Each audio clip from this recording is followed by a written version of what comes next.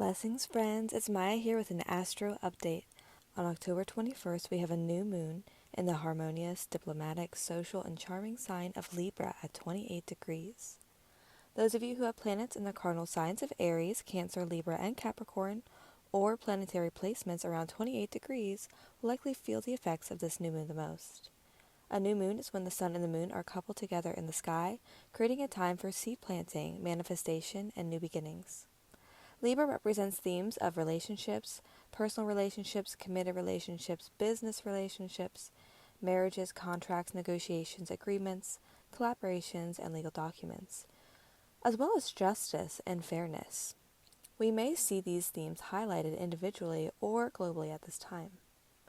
On a positive level, this lunation can be charming, sociable, fair, sophisticated, and easygoing.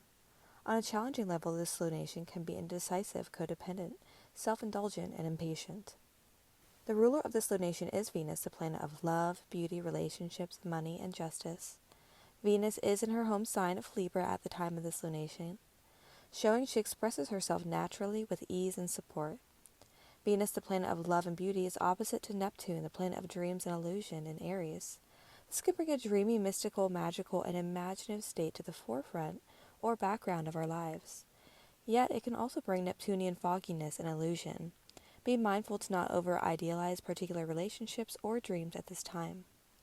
We do have this new moon squaring Pluto, the planet of death, rebirth, destruction, and creation, through deep cycles of inner and outer transformation.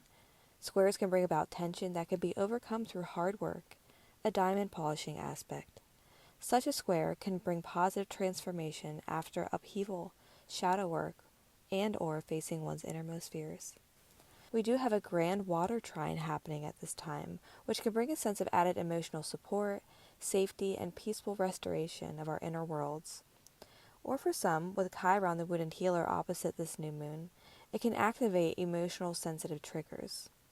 While a Mars conjunct Mercury in Scorpio can bring intense speech or communication. What area of life will this new moon in Libra be happening for you based upon your rising sign? For Libra rising, this new moon will be happening in your first house. This could bring new beginnings around yourself, your identity, outward appearance, physical body, and new endeavors.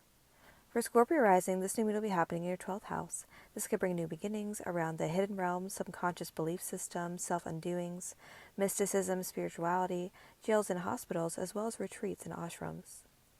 For Sagittarius rising, this new moon will be happening in your 11th house. This could bring new beginnings having to do with large groups of people, friendships, networks, progressive ideas, future hopes, and wishes.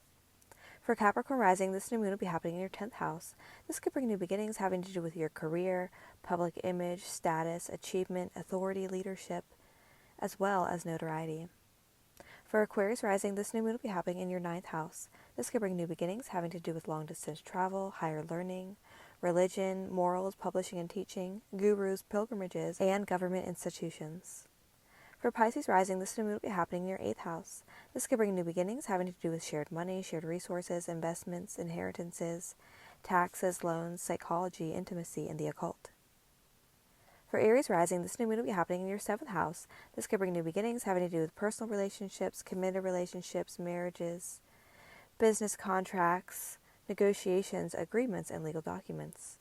For Taurus rising, this new moon will be happening for you in your 6th house. This could bring new beginnings having to do with your work, job, employment, coworkers, health, diet, and exercise, daily routine, organization, as well as small pets and animals.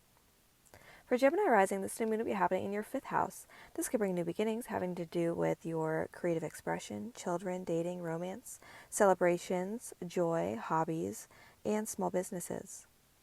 For Cancer rising, this new moon will be happening in your 4th house. This could bring new beginnings having to do with your home life, family, property, emotional safety, inner security, ancestral roots, and tradition. For Leo rising, this new moon will be happening in your 3rd house. This could bring new beginnings having to do with communication, how one thinks and speaks, local community, local travel, transportation, online content, short-form learning and writing, as well as siblings and extended family. And last but not least, for Virgo rising, this new moon will be happening in your 2nd house. This could bring new beginnings having to do with your income, how you make money, saving, earning, and spending, physical material possessions, as well as your self-worth and self-esteem. New moon in Libra, blessings to you all.